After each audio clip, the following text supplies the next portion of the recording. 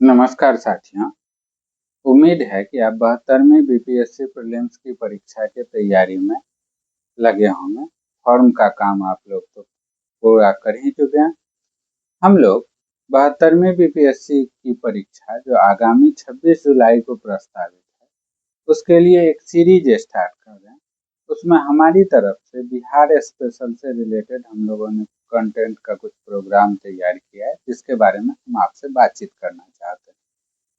Bihar special की बात करें तो बिहार से लगभग 15 क्वेश्चन, ऐसे 15 से 20 कहे जाते हैं, लेकिन आप 15 क्वेश्चन का टारगेट रखिए। 15 प्रश्न पूछे ही जाते हैं। बिहार स्पेशल के प्रश्नों की प्रवृत्ति अन्य विषयों की तुलना में सामान्य होती है, परंतु बिहार से भी अब गहरे प्रश्न पूछे जा रहे हैं। जैसे आप कुछ समय पहले बिहार स्पेशल का एक प्रश्न जो बत्तख मियाँ से रिलेटेड पूछा गया था कि गांधी जी जब चंपारण आए थे तो इस दौरान उनको जो भोजन में जहर दिया गया था, इसकी जानकारी उन्होंने गांधी जी को किसने दी। तो वो जो रसोइया थे उनका नाम था बत्तख मियाँ, उन्होंने ही ये जानकारी दी थी। तो ऐसे गहरे प्रश्न पूछे जा रहे हैं। जैसे बिहार के राष्ट्रीय आंदोलन से रिलेटेड, मतलब बिहार के जो राष्ट्रीय आंदोलन हुआ था उसमें बिहार की जो भूमिका थी उससे संबंधित प्रश्न भी कुछ गहरे प्रश्न पूछे जा रहे हैं। तो हम लोगों ने एक प्लान तैयार किया है। इस प्लान के तहत हम लोग आने वाले लगभग 22 दिनों में बिहार स्पेशल को कंप्लीट करेंगे। प्रतिदिन लगभग 20 मिनट का यह अंक आएगा और इसमें हम लोग किस प्रकार से बिहार स्पेशल पढ़ने वाले हैं उससे रिलेटेड बातें आपको बताई जा रही है। तो इसमें हम लोग स्टार्ट करेंगे बिहार स्पेशल में क्या आपको पढ़ना है। इसमें सबसे पहले बिहार से संबंधित सामान्य जानकारी,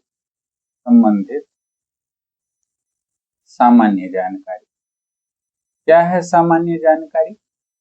जैसे जैसे बिहार का नामांकन, बिहार का जो नाम है वो बिहार किस आधार पर रखा गया। तो आप कहते हैं कि बौद्ध भिक्षुओं के निवास स्थल को बिहार कहते हैं। दो चीज बड़ा इंपॉर्टेंट होता है। बौद्धों के निर्माण से संबंधित दो चीजें काफी चर्चा में रहती है। एक होता है बिहार। बिहार क्या होता है? बौद्ध भिक्षुओं के निवास स्थल को बिहार कहते हैं। जबकि चैत्य होता है, एक होता है चैत्य जो बौद्ध भिक्षुओं का पूजा स्थल होता है। बौद्ध भिक्षुओं के पूजा स्थल को या साधना स्थल को चैत्य कहते हैं। और एक होता है स्तूप। स्तूप क्या होता है? स्तूपा किसको कहते हैं? जैसे सांची स्तूप आप जानते है ना, सारनाथ का स्तूप जानते, धामेक स्तूप जानते। तो स्तूप क्या होता है कि बुद्ध और बोधिसत्व, जो भी बोधिसत्व हुए, उनके शारीरिक अवशेष पर जो एक निर्माण कराया गया उसी को स्तूप कहते हैं। तो बौद्ध भिक्षुओं के निवास स्थल की अधिकता होने के कारण बिहार का नाम बिहार रखा गया। तो बिहार से संबंधित सामान्य जानकारी, जैसे बिहार की सीमा किन राज्यों से लगती है। बिहार की सीमा अंतर्राष्ट्रीय सीमा भी बनाती है, जैसे नेपाल के साथ बिहार की सीमा लगती है। तो सीमा से संबंधित बातें, बिहार में जो जिलों से संबंधित जानकारी है, प्रमंडल से संबंधित जानकारी है, बिहार की स्थापना से संबंधित जानकारी है, बिहार के भौतिक विभाजन से संबंधित जानकारी है। तो इन चीजों के बारे में जानेंगे इस सेक्शन में। तो पहला हो गया बिहार से संबंधित सामान्य जानकारी। दूसरा, प्राचीन बिहार का इतिहास। प्राचीन बिहार का इतिहास, प्राचीन बिहार का इतिहास कहें तो आप जानिएगा कि प्राचीन काल में अगर पाषाण काल की बात करें तो पाषाण काल से संबंधित स्थल बिहार में मिले हैं। जैसे चिरांद और चेचर से नव पाषाण कालीन हड्डी के उपकरण मिले। कई बार क्वेश्चन पूछा गया चिरांद से रिलेटेड, जो सारण में है। कई बार ये प्रश्न पूछा गया कि चिरांद जो नव पाषाण कालीन स्थल है वो कहाँ स्थित है, तो बिहार में स्थित है। ऐसे ही आप जब वैदिक युग में जाइएगा तो अथर्ववेद में मगध क्षेत्र की चर्चा है। अथर्ववेद में मगध क्षेत्र की चर्चा है। इसके लिए कीकट और ब्रात्य जैसे शब्दों का प्रयोग किया गया। तो वैदिक काल में भी सिंधु घाटी सभ्यता से संबंधित कोई भी स्थल बिहार के नहीं, क्योंकि सिंधु घाटी सभ्यता की जो उत्तरी सीमा थी वो जम्मू कश्मीर के मांडा में, और इधर यूपी में देखें तो आलमगीरपुर में ही समाप्त हो जाता। तो बिहार में सिंधु घाटी सभ्यता से संबंधित कोई स्थल नहीं वैदिक काल से। अब वैदिक काल के बाद आप जो महाजनपद काल कहते हैं, महाजनपद काल में जो 16 महाजनपद थे जिनकी जानकारी बौद्ध ग्रंथ भगवती सूत्र और जैन ग्रंथ से मिलती है, हमें बौद्ध और जैन ग्रंथों से हमें मिलती है। और तो उससे संबंधित 3 महाजनपद, जैसे अंग जो भागलपुर और मुंगेर क्षेत्र में था, चंपा नदी पर, चंपा जिसकी राजधानी थी, मगध जिसकी राजधानी राजगृह या गिरिब्रज और लिच्छवी या वैशाली जिसको कहते, वज्जी संघ जिसको कहते, तो ये 3 महाजनपद यहाँ था, बिहार में था।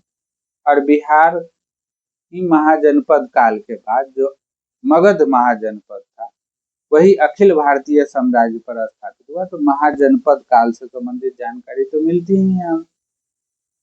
उसी में हमें मगध का उत्कर्ष के बारे में जानना, और मगध में स्थापित होने वाले राजवंश जैसे हरियंक वंश, शिशुनाग वंश, इसके बाद नंद वंश, और उसी नंद वंश के अंतिम शासक जिनको धनानंद कहा गया, उनकी सत्ता को, जो अलोकप्रिय शासक थे, उनकी सत्ता को हटाकर विष्णुगुप्त या कौटिल्य की सहायता से चंद्रगुप्त मौर्य ने मौर्य वंश की स्थापना की।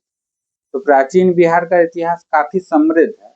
हम लोग मौर्य काल के बारे में जानते हैं, और इसी में बौद्ध और जैन से संबंधित जानकारी, क्योंकि बौद्ध धर्म का और जैन धर्म का उद्गम स्थल तो बिहार ही रहा।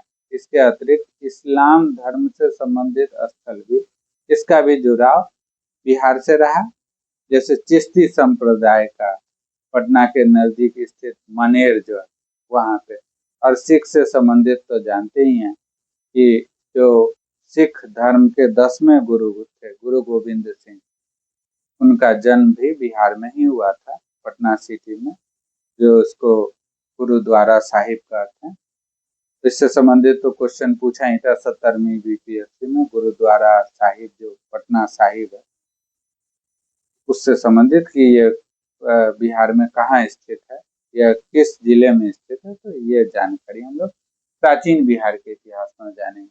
फिर अगला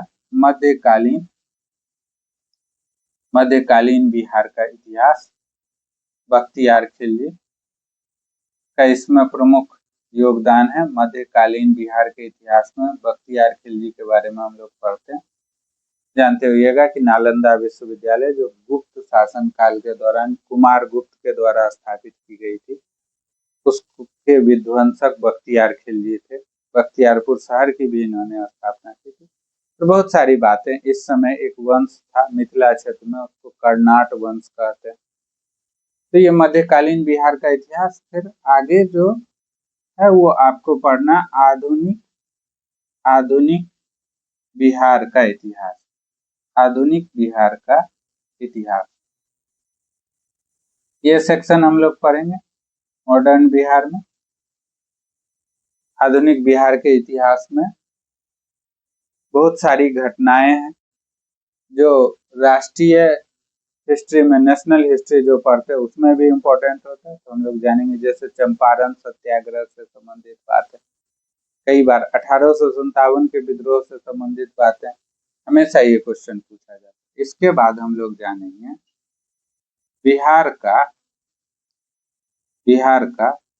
भौगोलिक परिदृश्य।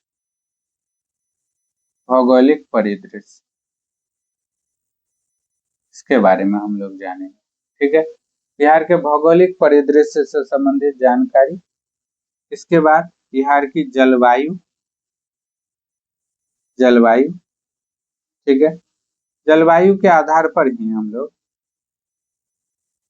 अगला जो चीज पढ़ेंगे वो कृषि, यहाँ की मृदा, बिहार की मृदा, कहीं पे कगारी मिट्टी पाई जाती है, कहीं पे बलथर मिट्टी पाई जाती है, तो उनसे संबंधित जानकारी। फिर इसके बाद हम लोग मृदा के बाद अगर हम नदी वाला सेक्शन भी हमें पढ़ना है, बिहार की नदियां, जिसमें सबसे प्रमुख नदी गंगा और उसकी सहायक नदियों के बारे में जानना है आपको नदी। इसके बाद आपको जानना है बिहार में जो उद्योग है, उद्योग वाला सेक्शन, उद्योग। इसके बाद पर्यटन, पर्यटन स्थल, बिहार के पर्यटन। और इसके बाद हम लोग अगला जो चीज जानेंगे वो बिहार की राज्य व्यवस्था में हुए परिवर्तन। जैसे बिहार में द्विसदनात्मक व्यवस्था है, एक विधानसभा विधान मंडल भी होता है, एक विधान परिषद भी होता है ना। विधान परिषद के सदस्यों का की जो संख्या वो 75 है। अभी हाल में विधान परिषद के चुनाव की घोषणा की गई है, तो विधान परिषद के सदस्यों का किस प्रकार चयन होता, कितने सदस्यों का मनोनयन होता, किस प्रकार उसके चुनाव की प्रक्रिया होती है, तो इनके बारे में जिसको आप राज व्यवस्था, बिहार का राज्य व्यवस्था हम लोग जानेंगे। अब इसके अतिरिक्त चीजें जैसे बिहार की अर्थव्यवस्था जो है, वो अर्थव्यवस्था वाला जो सेक्शन हम लोग जो पढ़ते हैं या करेंट पढ़ते हैं, उसमें बिहार के अर्थव्यवस्था और बिहार के करेंट को भी पढ़ लेते हैं। तो एक एक करके हम इन चीजों को पढ़ना चालू करेंगे। हम लोग स्टार्ट करेंगे कल से, आगे आने वाले 20-22 दिनों में हम लोग इन टॉपिक को, जैसे बिहार से संबंधित जानकारी हम लोग एक दिन में कवर कर लेते हैं। बिहार के प्राचीन बिहार के इतिहास को थोड़ा लंबा है, इसमें हम लोग बौद्ध और जैन धर्म से संबंधित जानकारी भी प्राप्त करेंगे। तो लगभग 3 दिनों में हम लोग इससे संबंधित जानकारी प्राप्त करेंगे। तो आपको क्या करना है, यदि आपको बिहार से संबंधित परीक्षाओं में बिहार के प्रश्नों को हल करना है या सभी प्रश्नों को हल करना है, तो आप चाहें तो इस अंक के साथ जुड़ सकते हैं।